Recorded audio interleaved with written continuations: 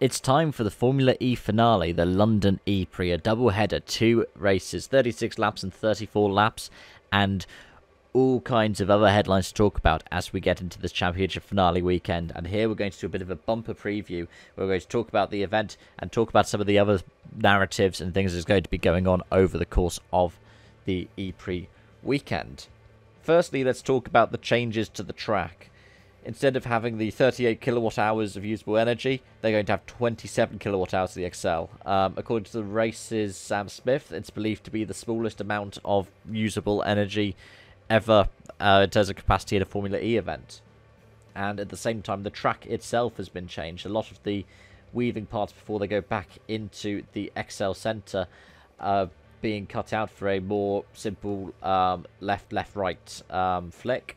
And, of course, we don't have the hairpins, the double hairpins that we did have in the past at the London ePrix.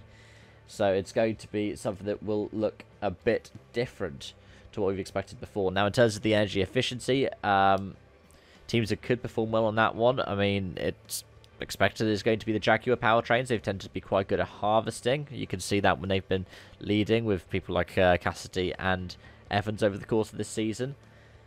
And that will certainly spice up some of the narratives as we go into talking about the championship battle. But before that, it is an ending to a lot of different stories in terms of Formula E. Sam Bird will be leaving Jaguar. He's going to be replaced by Nick Cassidy. At the same time, there's going to be a bit of a reunion. Robin Freins is going to be going back to Envision, and he's going to become Buemi's teammate next season. So he's taking over from he's going to be taking over from Cassidy, who, of course, is Jaguar-bound. And Sam Bird, we don't know where he's going to be next season just yet. We haven't seen any kind of confirmation on that. There are a lot of things that are up in the air in terms of Formula E silly season as we go into this final weekend. But the big thing to keep an eye on is the championship battle. I believe that we still have mathematically just about 4 title contenders. 2 Porsche-powered drivers, 2 Jaguar-powered drivers, all from different teams.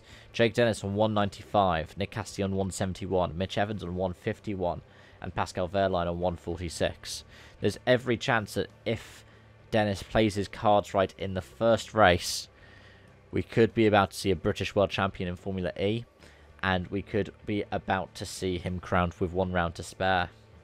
Cassidy will have to hope for misfortune for the Avalanche Andretti driver, and the same for Evans and Wehrlein.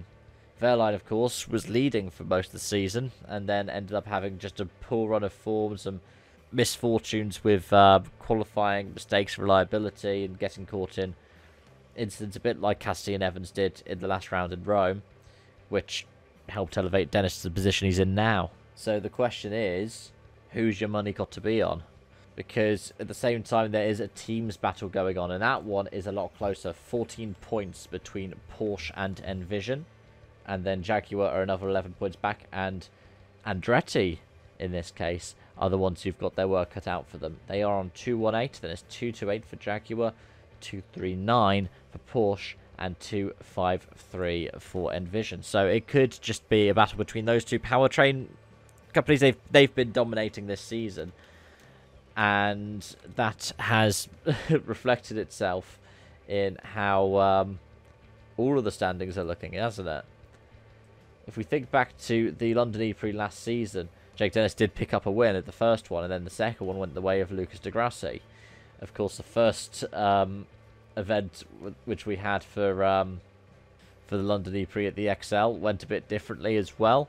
Remember, that was the one where we had de Grassi famously in the Audi pulling into the pit lane and not stopping enough, coming back out in the lead and getting himself disqualified. But either way, it's going to be a fantastic showdown. What was Formula E's first indoor and outdoor track? First one with any kind of indoor racing.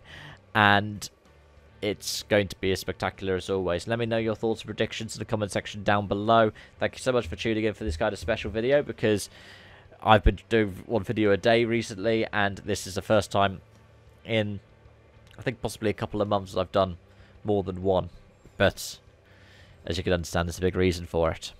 Thanks for watching. Hope to see you around. Bye for now.